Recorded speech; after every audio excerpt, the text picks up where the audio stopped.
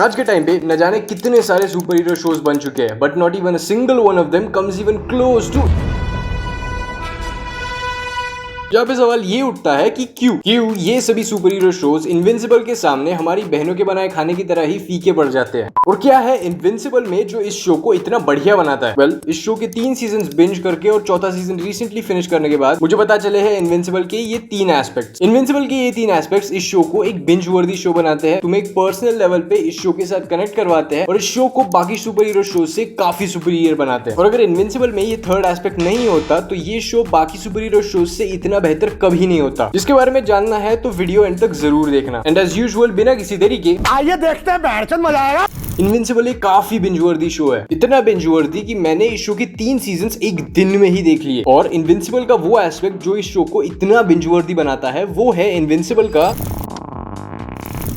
के प्लॉट को Andrew Garfield के स्पाइडरमैन से कंपेयर किया जा सकता है because it is absolutely amazing. And here's what it's about. हमें स्टोरी दिखाई जाती है मार्क ग्रेसन की, जो एक नॉर्मल सा बच्चा होता है। मतलब इसके पास बाकी बच्चों की तरह ही कोई सुपर पावर्स नहीं होती। स्कूल में ये बाकी बच्चों की तरह ही बुली होते रहता है और बुली होने के बाद मार्क भी अपने माँ बाप को रेबल किड की तरह ही अपना रंडी रोना सुनाता है। फर्क सिर्फ इतना है कि ये बंदा अपने मुंह के सामने एक कैमरा रख के पूरी दुनिया को अपना रंडी रोना नहीं दिखाता। But here's the thing, the fact that Mark is so normal is absolutely fucking stupid because of who his father is। और इस बंदे का बाप होता है ओमनी मैन। ओमनी मैन इतना स्ट्रॉन्ग है कि वो टेक्सास के स्टेट के साइज का एक मीटियोर आसानी से डिफ्लेक्ट कर सकता है और वो इतना फास्ट है कि वो लाइट की स्पीड से उड़ सकता है। बेसिकली ये अर्थ का सबसे स्ट्रॉन्गेस्ट सुपर हीरो है। एंड इट्स वेरी स्ट्रेंज कि मार्क अपने फादर की पावर्स को इनहेरिट नहीं करता, लेकिन एक दिन फाइनली मार्क की सुपर पावर्स अवेकन हो जाती है and he finally becomes.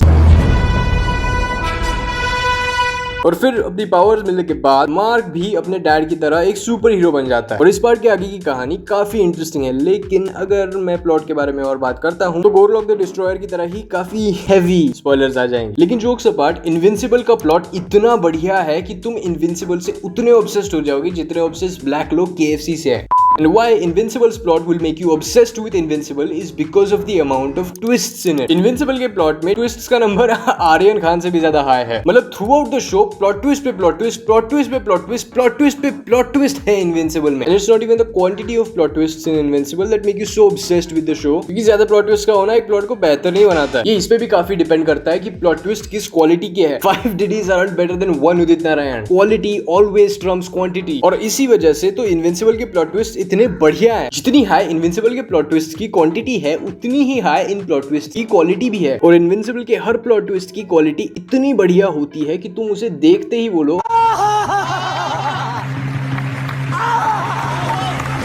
But here's the problem. Invincible का plot fan service की तरह है. It will make things fun to watch, but it won't create a personal connection between you and the show. Invincible का वो aspect जो तुम्हें actually इस show के साथ एक personal level पे connect करता है, वो है Invincible का ये दूसरा aspect. और तुम्हें एक personal level पे Invincible के साथ connect करते हैं इस show के इनविंसिबल के सभी इंडिविजुअल कैरेक्टर आर्क्स तुम्हारे ऊपर एक काफी प्रोफाउंड इंपैक्ट क्रिएट करते हैं and here's how. The characters of a story are its fundamental building blocks. No character no story. A story always demands characters and subsequently a good story demands good characters. और एक character को अच्छा और well written क्या बनाता है? उस character का इंडिविजुअल आर्क। और जब भी हम किसी कैरेक्टर के इंडिविजुअल आर्क को देखते हैं तो हम इंस्टेंटली उस कैरेक्टर के साथ कनेक्ट हो जाते हैं। And since characters make the story and the story makes the show, the individual arcs of the characters in a show help us connect with the show itself, and this is precisely what happens in Invincible. तुम्हें throughout the show कई सारे characters के story arcs या redemption arcs दिखाए जाते हैं जो तुम्हें उन कैरेक्टर्स के साथ कनेक्ट करवाते हैं और फिर धीरे धीरे तुम उस शो के साथ भी कनेक्टेड फील करते हो। And just like after sex in a relationship, the connection between you and the show becomes intimate. But here's the issue with these individual character arcs. अच्छे individual character arcs सिर्फ Invincible में नहीं है। एक बढ़िया plot और अच्छे character arcs तो Marvel और DC के शोज में भी है। तो इन दोनों चीजों की वजह से की गई मेरी Invincible की ग्लेजिंग उतनी ही जस्टिफाइड है जितना रणवीर अलाबादिया की वजह से समय रैना को मिलने वाला बैकलैश जस्टिफाइड है। What actually justifies me saying that Invincible is the best superhero show is this third aspect of Invincible. और Invincible का ये थर्ड एस्पेक्ट है। Here's the issue with most superhero shows. In shows में कभी story action से comparatively weaker होती है या फिर एक्शन स्टोरी से वीकर होता है। और इन शोज के एक्शन और राइटिंग की क्वालिटी में उतना ही बैलेंस होता है जितने राजस्थान में एडल्ट मैरिजेस होते हैं। But this is why invincible stands out so much, क्योंकि जस्ट लाइक रफ्तार, इनविंसिबल की राइटिंग क्वालिटी और एक्शन क्वालिटी में काफी प्रॉपर बैलेंस है। तू समझा?